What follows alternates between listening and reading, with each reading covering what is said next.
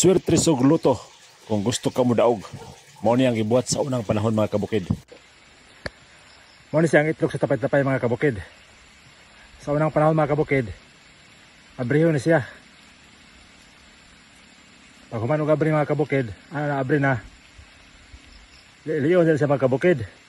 Kay muhatag na numero sa Store 3. Kinsay nakarelate ane, pataas kamot. Mao na gibuhat sa mga katigulangan sa unang mga kabukid. Ilanggok doon ang mga tapay-tapay, kuhaon nila ang itlog na siyang tiyan. Dayon siyag-siyagon dito, anak siyag-siyag. Hantod makita dito ang numero nga patdan. Usay mo patad pagluto.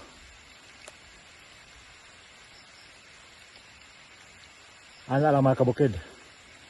Unya kita mo numero na 130 141.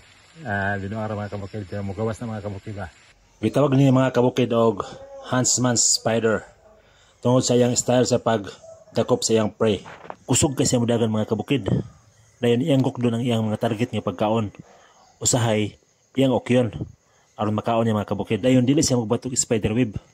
Ang iyang target ukok o kakros ang paborito. Mao ni ang babae nga Huntsman Spider mga kabukid. Na siya dala nga igsak. Ang igsak mga kabukid masudlan og 200 kabok nga eggs. Dayon, after 3 weeks, mahimo siyang spiderlings.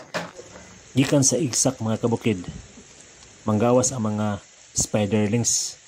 Daghan kayo sila mga kabukid.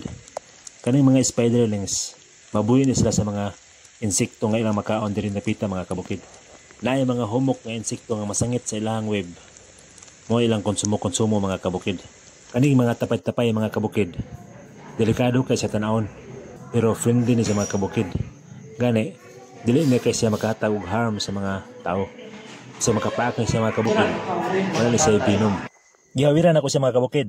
Dala yang hundreds nga mga anak, pero wagid siya na maak.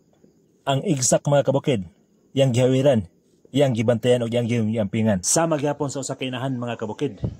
Kaning babae nga Huntsman Spider, instinct gid nila nga ilang ampingan, ilang bantayan o protektahan ang ilang mga anak. Salamat sa pagtanaw o hinaot nga nakahatay dugang pagtulunan sa doalaw niyong panginabuhi. Bye-bye!